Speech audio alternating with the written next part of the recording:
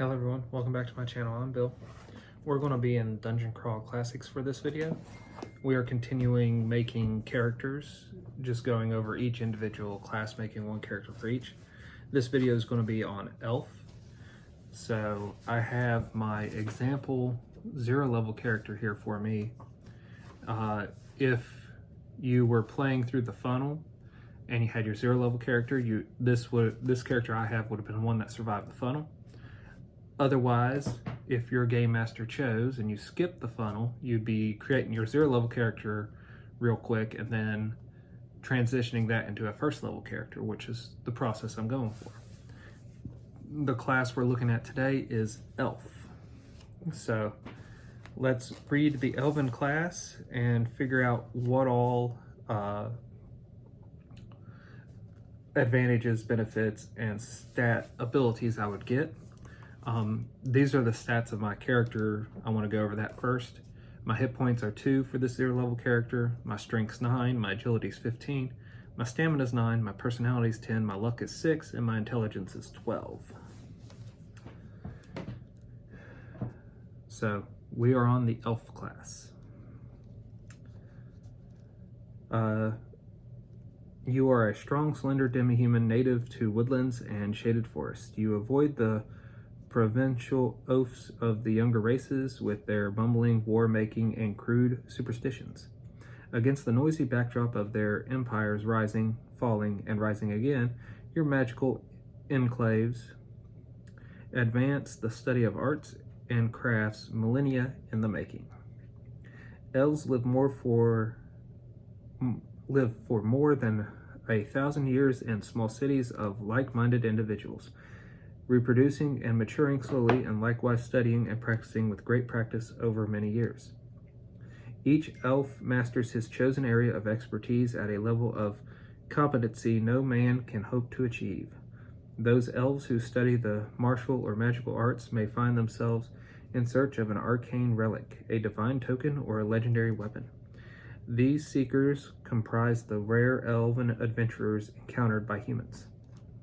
Elves divide their race into castes not always evident to outsiders, each speaking specific subdialects of a common ancient tongue.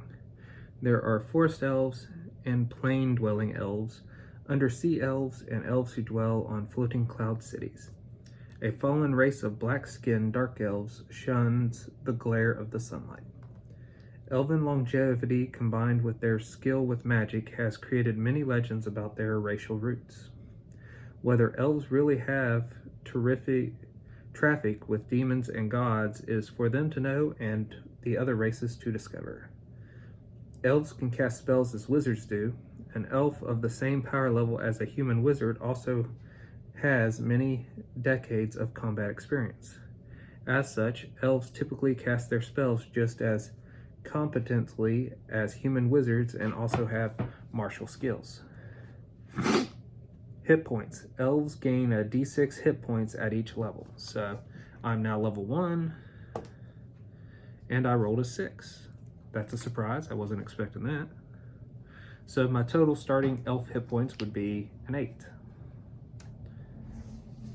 Weapon training. An elf is trained in the use of the dagger, javelin, lance, longbow, long sword, short bow, short sword, staff, spear, and two-handed sword. Elves often wear armor of mithril, even though it affects their spellcasting.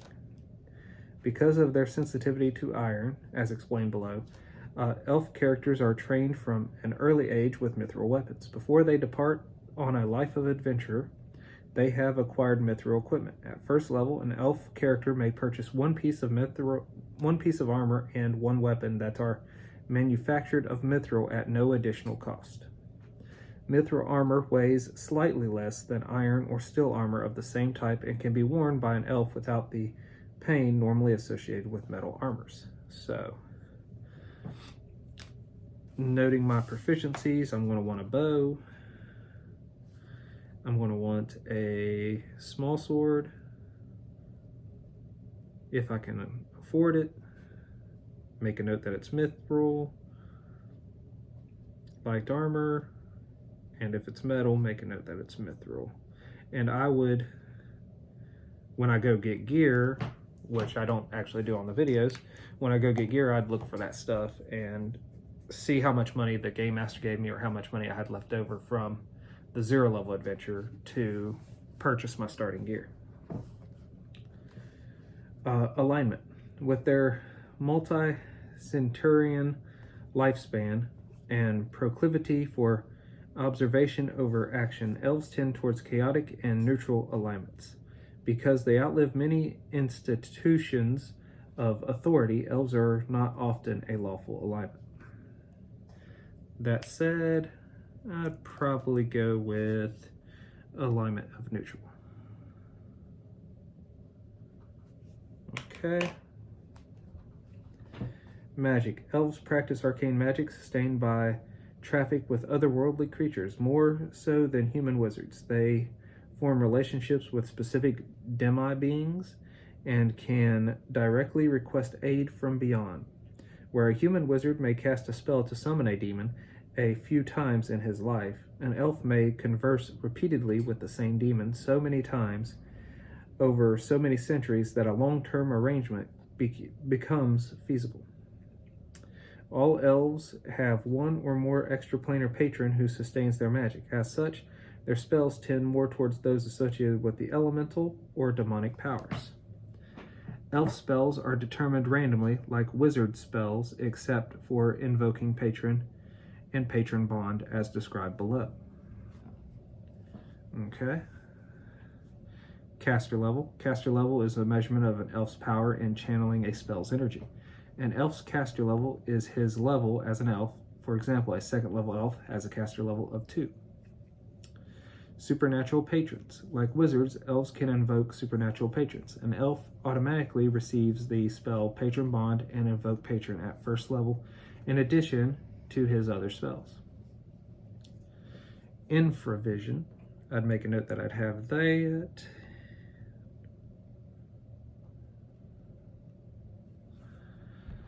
An elf can see in the dark up to 60 feet. I don't like that as a traditional D&D player, but it is what it is. I'd use it for this game, that's for sure. Immunities. Elves are immune to magical sleep and paralysis. That's pretty much the same over most games. Vulnerabilities. Elves are extremely sensitive to the touch of iron. Direct contact over prolonged periods cause a burning sensation, and exposure that at close distance makes them uncomfortable. An elf may not wear iron armor or bear the touch of iron weapons for extended periods. Prolonged contact with iron causes 1 hit point of damage per day of direct contact. Okay, that is something I need to note, and that is different than anything I've ever played, so it'd be fun to play into that though.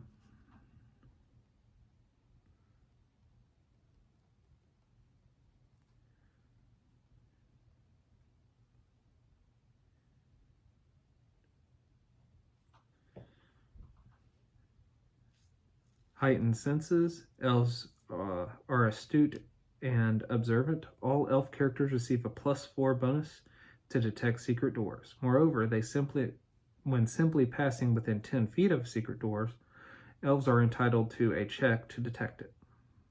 Luck. With their long lifespans, elves have ample opportunity to practice their magic craft. At 1st level, an elf may choose to apply his luck modifier to spell checks on one spell of his choosing. That modifier does not change as the elf's luck score changes. And with my luck score, I wouldn't really want to use that. Languages. At 1st level, an elf automatically knows Common and the Elven race language and 1 other language. An elf knows 1 additional language for every point of intelligence modifier. Even with my intelligence at 12, I don't believe I have a modifier yet. I think it starts at 13. Additional languages are randomly determined as specified in Appendix L. Action dice. An elf's action dice can be used for attacks or spell checks at any level. At 5th level, an elf can cast 2 spells in a single round, the first with a d20 spell check and the second with a d14. Or he can make 2 attacks, the first with a d20 and the second with a d14, or he may combine the attacks with a spell check. Note that the results of Mercurial magic supersede the action dice, so an elf with a particularly high or low spell check die from Mercurial magic uses that result instead, with his total actions still limited by his level. Now I'm looking at the table, so I get a +1 on my attack, so I'll make a note of that. Crit die in tables, a d6 on table 2, and it never gets higher than table 2, even though the crit die will go up to a d16. My action die is a d20. Known spells, I know 3 spells.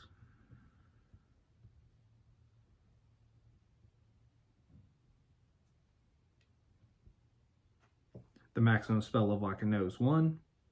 My saves for Fort, Reflex, and Will are +1s.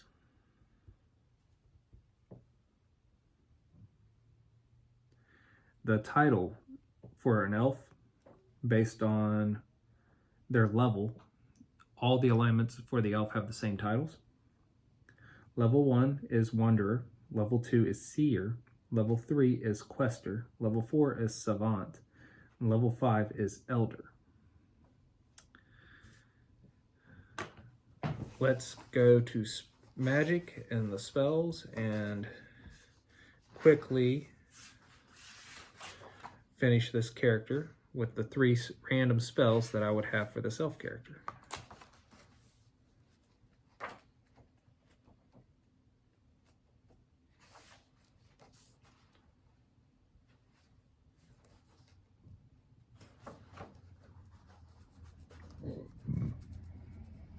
So,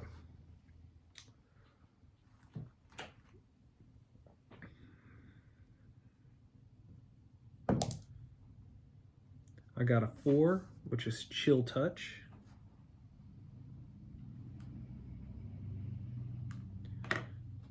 I rolled a 4 again, so let's roll again. Rolled a 1, that's Animal Summoning. That fits an elf.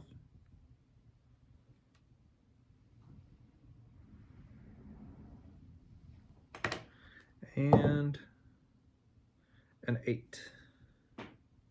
Detect Magic.